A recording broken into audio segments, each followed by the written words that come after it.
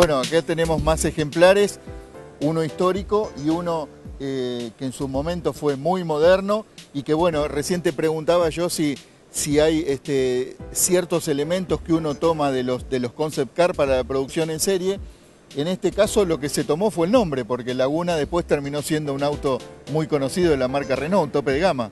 Oui, alors on a là un exemple avec la Floride d'une petite voiture populaire, hein, c'est sur une base de Dauphine, que vous connaissez bien en Argentine, sur laquelle on fait une très belle carrosserie de cabriolet et on en vend beaucoup.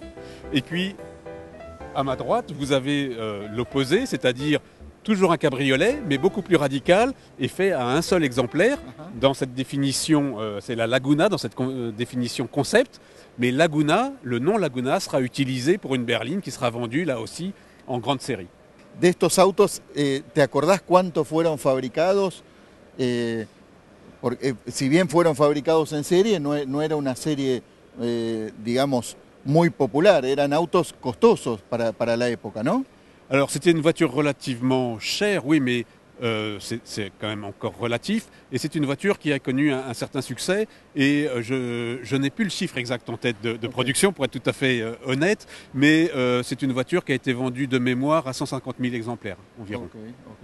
Hermoso auto, hein? Oui, c'est une très belle auto et qui avait une très jolie marraine, puisque sa marraine était Brigitte Bardot. Ah, sí, recuerdo. Ahora, todos los autos que ustedes tienen en el Renault Classic son restaurados por ustedes mismos. Alors, les voitures sont soit neuves, c'est-à-dire qu'on récupère des voitures qui n'ont jamais roulé. On a des voitures qui ont 0 km, et donc celles-là, on n'y touche pas, bien sûr. Et puis, on récupère parfois des voitures qui sont dans un moins bon état, et là, on les restaure entièrement. Et on a une équipe pour ça, on a une équipe de 8 personnes qui travaillent à plein temps pour restaurer et entretenir les voitures. Toda la información, fotos y datos técnicos, tienen ustedes un archivo bastante grande. Alors, on a des archives, malheureusement, on n'a pas tout.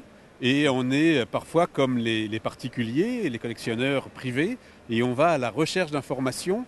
Et je dois dire que les clubs de passionnés nous aident beaucoup pour ça, parce qu'eux sont très spécialisés sur un modèle particulier, alors que nous, on est des généralistes, il faut qu'on couvre 120 ans d'histoire, et c'est très souvent eux qui nous apportent leur expertise, leur savoir-faire sur tel ou tel domaine très particulier, ils sont très pointus. Bueno, acá tenemos otro concept car, en este caso el inicial de 1995, que fue diseñado bajo la dirección de Patrick Lequemant. Oui, c'est sans doute la voiture la plus aboutie en termes de design de l'époque Lequemant. C'est une voiture extrêmement cohérente dans son ensemble et dans ses détails, et qui est très représentative de cette période pendant laquelle notre ami Gustavo Fosco, qu'on connaît bien, travaillait dans l'équipe de Patrick Lequemant. Alors c'est une voiture qui a tous les perfectionnements de l'époque, il y a un V10 issu de la Formule 1, donc c'est une voiture très moderne, et en même temps c'est un immense hommage aux voitures de prestige d'avant-guerre de chez Renault, puisque si vous regardez l'avant de la voiture, et cette ligne très tendue avec cette arête centrale, eh bien, elle est directement inspirée de la voiture qui est juste derrière, qui est la 40 chevaux des années 20. Et regardez la forme du capot, vous la retrouvez sur Initial. Okay. ¿El motor es delantero o motor trasero? Moteur avant. Avant. Tracción avant también. Front and rear. Ah, o 4x4.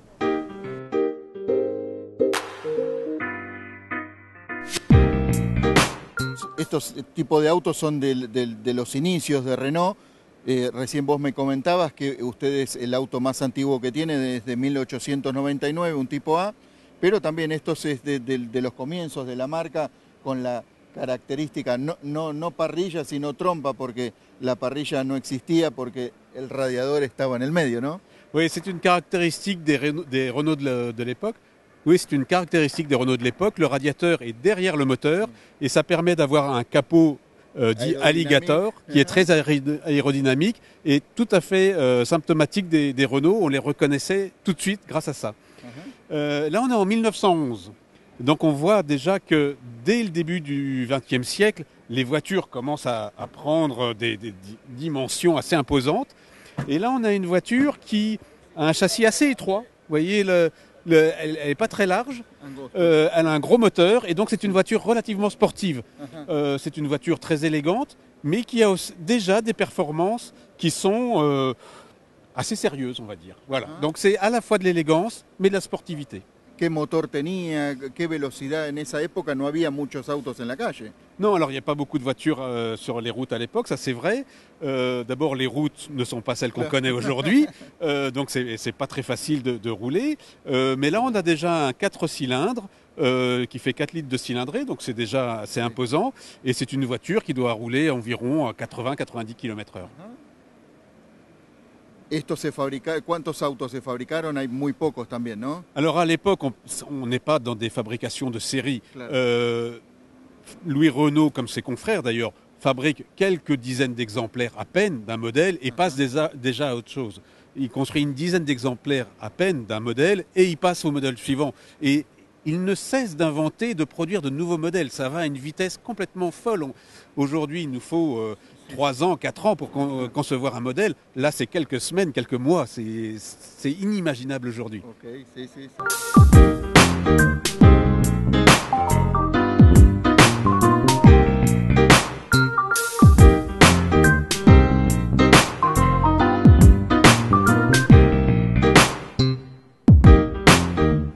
Bueno, vemos un modelo Viva Grand Sport similar al Cabriolet, pero cerrado, más moderno y sin restauración alguna. Exactement, c'est la dernière trouvaille de Renault classique.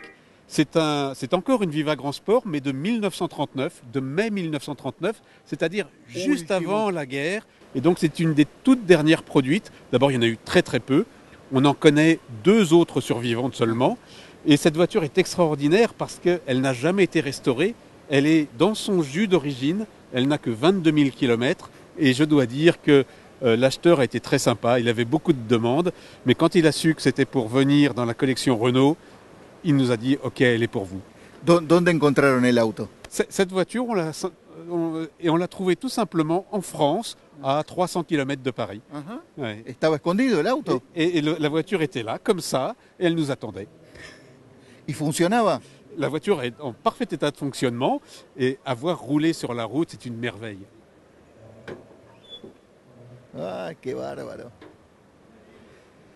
Bueno, vemos un detalle muy característico que nosotros en Argentina conocemos porque es el alojamiento de la rueda de auxilio como Renault Dauphine y el Gordini. C'est vrai, oui, j'y avais pas pensé, mais c'est tout à fait juste. Ouais. ¿Nos mostrás un poquito el interior? Oui, así que vemos cómo estaba. L'intérieur, encore une fois, entièrement dans son jus, qui n'a jamais été restauré.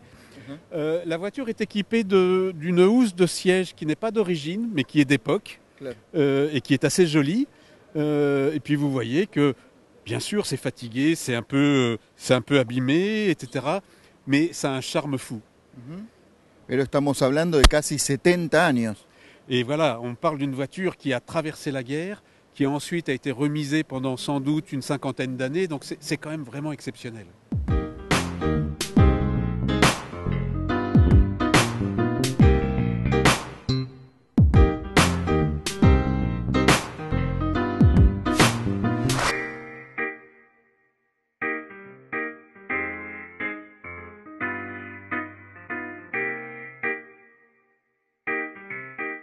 Otra de las cosas increíbles de esta muestra que la mayoría de los autos no tienen ningún tipo de protección y sin embargo la gente se acerca, los mira, pero nadie se le ocurre tocar, nadie se le ocurre abrir nada.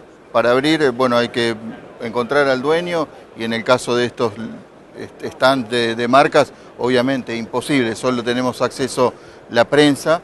Pero bueno, eso es otra de las cosas que me impactó, que en Buenos Aires o en Argentina no solemos ver a menudo, ¿no? Que la gente sea tan respetuosa de las cosas que no son propias. Nosotros seguimos disfrutando de Retromobil 2017, no se vayan, tenemos mucho más.